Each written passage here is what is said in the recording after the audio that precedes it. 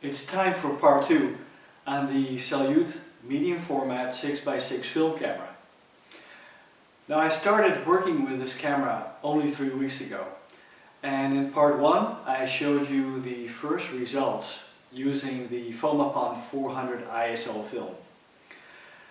I was a little bit disappointed in the sharpness, to be honest, using the Fomapan 400.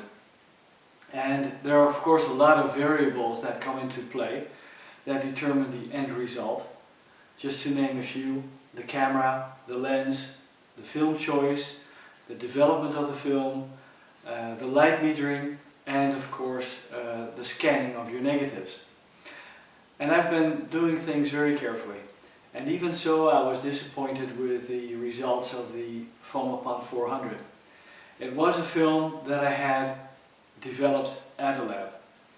So I decided to move up or move down, it's just a matter of how you look at it, to a Fomapan 200 ISO film to see if I can get some sharper results, and of course with less grain, so I can really test the capabilities of this camera. And in between I've also been using a roll of Portra 160. So let me show you the results of the Portra 160 and the Fomapan ISO 200, after which I'll come back and give you my impressions on the camera and also the results it produces. You might, by the way, wonder what this Flexaret twin lens camera is doing here. Well, that's twofold. First of all, this is the camera that I'm going to be reviewing and using in the next video, and I also loaded this camera up with a roll of Fomapan 200 ISO film and simultaneously photographed it together with the Salyut, just to give us a little bit of comparison. So the photographs that you're going to be seeing are off the Salyut, of course, and off the Flexaret using the same film. At least it gives you a little bit of a reference with regards to clarity, contrast, and sharpness. So let's have a look at the photographs.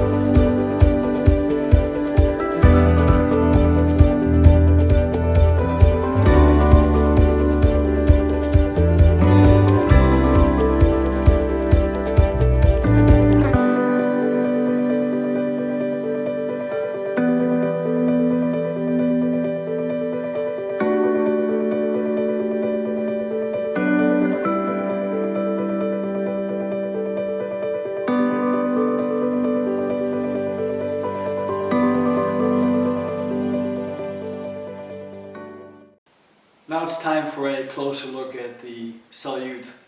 As far as I'm concerned, this is a very good budget level entry medium format camera. And especially when you're a photography minimalist, this fits the bill.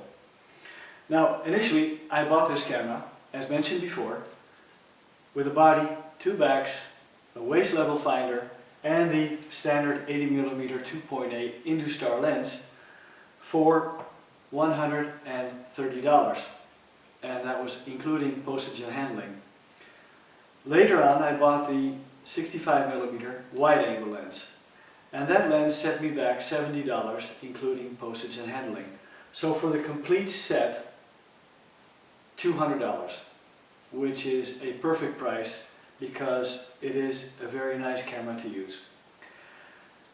A few things I would like to mention.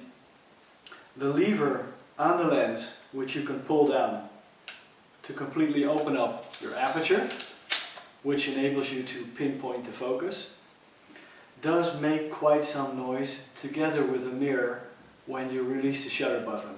Just listen. So everybody's going to be aware that you're making a picture using this type of camera.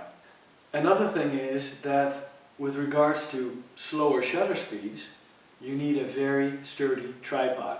It is a heavy built camera. Besides that, I haven't encountered any faults with this camera. It's been working fine. And especially with the right film and the right process to get the end result, I'm satisfied with the sharpness, the clarity, and the contrast that it's providing me. So all in all, a very good purchase. I want to shortly talk about the films I've been using. And it's obvious that the higher the ISO level, the more grain is going to be visible, and thus less sharpness in your image. And this was the case with the Fomapan 400. Now, that first film I had developed at a lab, and I wasn't really satisfied with the sharpness it was giving me.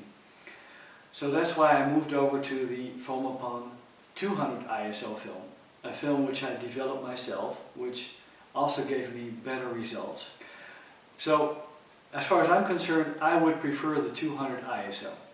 Now, the weather has not been ideal in the Netherlands the last few weeks, but even so I was able to use this 200 ISO using a tripod, because you are going to bump up against slower shutter speeds. And of course it all depends also on the effect you want to achieve. And the effect I wanted to achieve, as little as possible grain and as high as possible sharpness. And that all in the right balance with regards to weather conditions and preferred aperture and shutter speeds. So the 200 ISO fit my photos perfectly. So that's what I wanted to say about the films. That was part 2 on the Salyut. The camera will be coming back in later episodes when I focus on specific subjects that you can photograph. The next video will be on this Flexaret twin lens camera. I hope you enjoy that, and thank you for watching this video. Bye bye.